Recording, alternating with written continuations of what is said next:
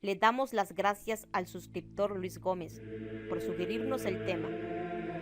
Si tienen alguna otra sugerencia, házmelo saber en los comentarios o en el correo que les dejaré en la descripción. El siguiente video está realizado solo para personas con criterio formado. El propósito del mismo no pretende ofender las creencias de cada persona, solo propone un tema de debate. Gracias.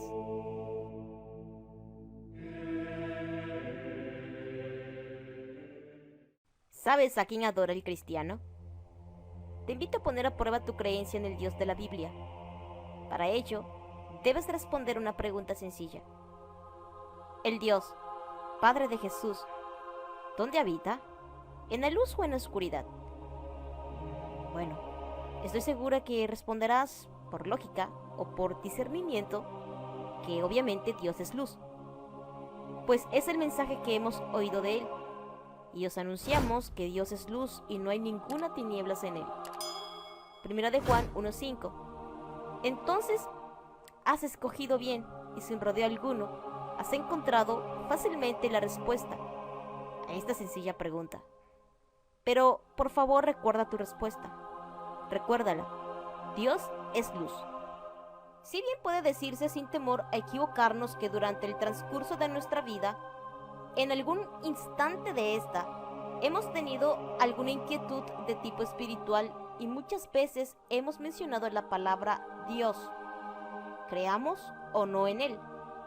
Algunos creemos definir a Dios tranquilamente como amor, paz, bondad, protección, la comprensión, la humildad, en fin, todas las cosas bellas, hermosas y divinas que podamos imaginar.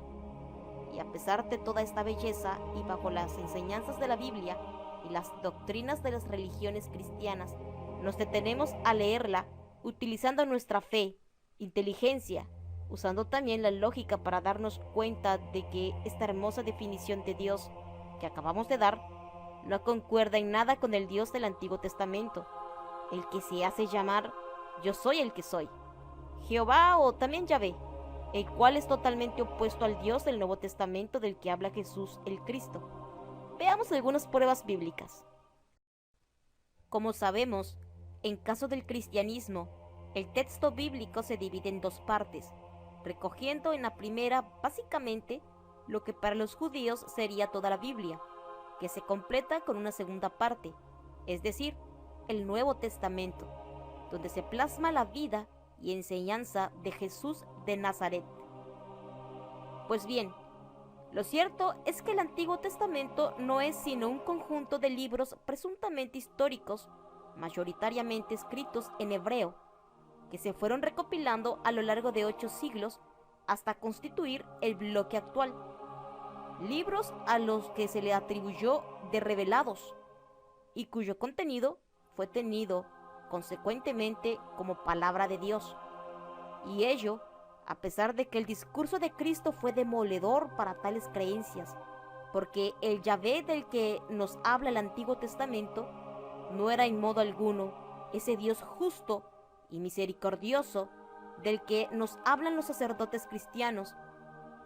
Antes bien, y basta leerse el Antiguo Testamento, lo que la mayor parte de la gente no ha hecho, y solo ha escuchado a su líder la interpretación, porque cree que ya tienen una idea bastante fidedigna de los hechos bíblicos gracias a las películas de Hollywood. Yo soy el que soy, dice Yahvé, Jehová, o como se llame ese Dios. Fue un personaje nada etéreo, que lo mismo bebía leche y comía becerro bien aderezado, servido por el mismo Abraham, al que se le oía hablar, poseyendo una forma tan humana, al menos en su primera etapa, que tanto él como sus ángeles podían llegar a confundirse en el pueblo, y que además exigía su buena parte de los botines después de los constantes saqueos que, por orden suya, perpetró durante la conquista de la tierra prometida a Israel, el pueblo elegido. Un personaje según el texto bíblico, cruel, sanguinario, vengativo, déspota, colérico, posesivo, celoso y soberbio, que no duda en alentar a su pueblo elegido para que robe, arrase, incendie, aliente guerras, torture, viole y asesine sin discriminación, no perdonando siquiera la vida de ancianos, mujeres y niños aún lactantes, y todo ello sin cargo alguno de conciencia. ¿Crees que Yahvé o Jehová es el Padre de Jesús? Tal vez lo que te he expuesto no ha sido determinante para ti, y solo pienses que son interpretaciones que se le dan a estos textos. Pero ¿qué pasa cuando los mismos textos se contradicen? Y más aún cuando se contradice a un Dios que se dice ser uno solo e inmutable. Pero veamos el significado de esta cualidad de Dios. ¿Qué significa inmutable? Inmutable, del latín immutabilis, significa no mudable, que no puede ni se puede cambiar, que no siente o manifiesta alguna alteración del ánimo. Tengamos muy en cuenta el significado de esta palabra, pues ya vimos anteriormente que en varios versículos Jehová siente ira. Un ser inmutable no puede sentir esa emoción, porque como vimos en el significado de la palabra inmutable, en la inmutabilidad no hay cambio o alteración del ánimo. Y además de que podemos ver también en la definición que en la inmutabilidad no existen los cambios. Pero ¿será que Jehová sí es igual a Jesús? ¿Será que sus palabras son las mismas? ¿Y en nombre de Jehová vino Jesús a hablarnos? Nadie en este mundo ha visto a Dios. De hecho, siempre se nos enseñó eso, que nadie ha visto a Dios. El mismo Jesús fue muy claro al decirnos esto, y los textos del Nuevo Testamento lo reafirman también. Veamos. Lucas 10:22. Todas las cosas me fueron entregadas por mi Padre, y nadie conoce quién es el Hijo sino el Padre, ni quién es el Padre sino el Hijo, y aquel a quien el Hijo lo quiera revelar. Entonces, ¿a quién conocieron los llamados patriarcas del Antiguo Testamento?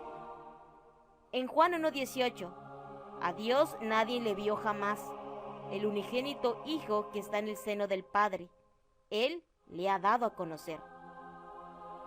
A Dios, el Padre de Jesús, nadie lo vio jamás. Ninguno vio jamás a Dios, y jamás es jamás, o sea, nunca. En Juan 5:37, también el Padre que me envió ha dado testimonio de mí. Nunca habéis oído su voz, ni habéis visto su aspecto. Los antiguos patriarcas nunca oyeron la voz de Dios, ni han visto su aspecto. En Juan 17:25 tenemos: Padre justo, el mundo no te ha conocido, pero yo te he conocido, y estos han conocido que tú me enviaste. Los versículos que acabamos de leer reafirman lo que siempre nos han enseñado, que a Dios nadie lo ha visto. El mismo Jesús es muy claro al decirlo, mas sin embargo, nunca nos enseñaron sobre algunas partes del Antiguo Testamento, donde a Jehová se le ve cara a cara. Si eso es así, entonces Jehová no puede ser el Padre de Jesús, porque ni su voz ni su rostro conocemos tal como nos dice. Pero más bien veamos los versículos donde se menciona estos encuentros con Dios.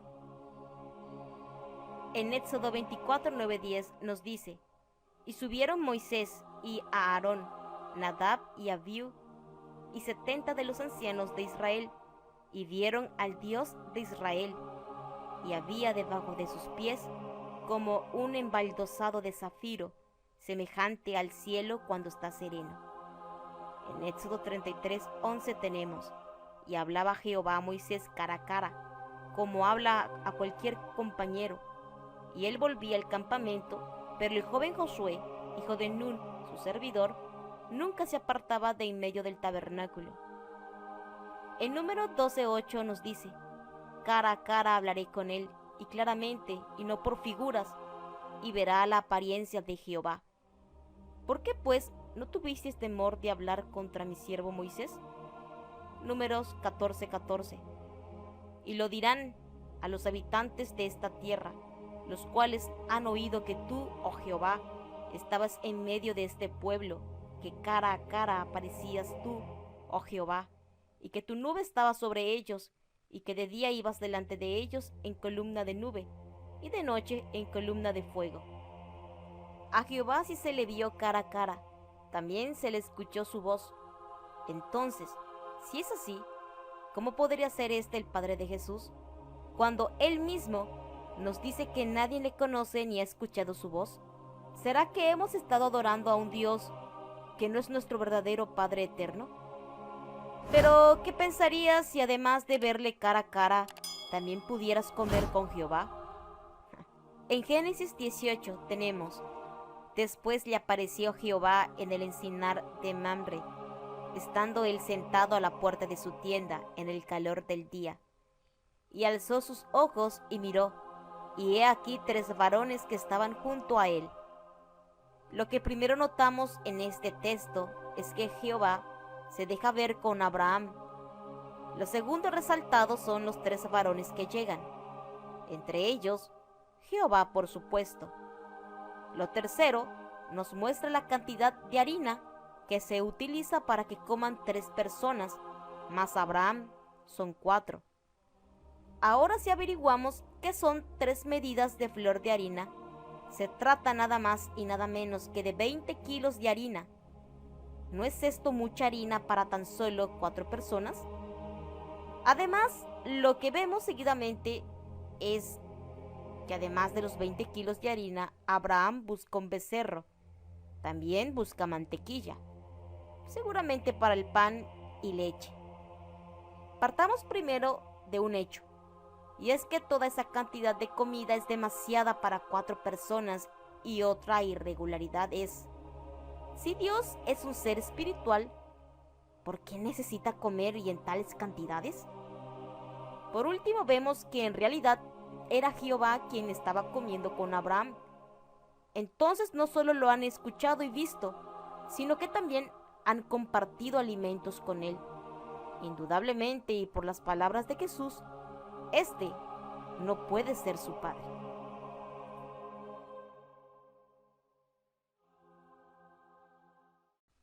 Si Dios es luz, ¿por qué Jehová habita en las tinieblas?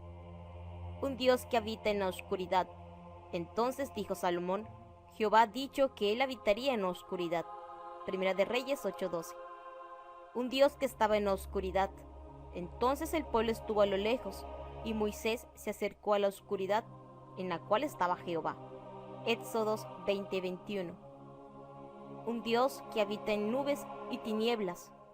Y os acercasteis y os pusisteis al pie del monte, y el monte ardía en fuego, y hasta en medio de los cielos con tinieblas, nube y oscuridad. Deuteronomio 4:11. Ahora vamos al Nuevo Testamento, y nos parece que nos encontramos con una gran contradicción, pero no hay contradicción en la Biblia. Este es el mensaje que hemos oído de él, y os anunciamos: Dios es luz y no hay ningunas tinieblas en él. Primera de Juan 1:5. Óigase bien, Dios es luz y en él no hay ningunas tinieblas, pero a Jehová le gusta vivir rodeado de oscuridad y tinieblas.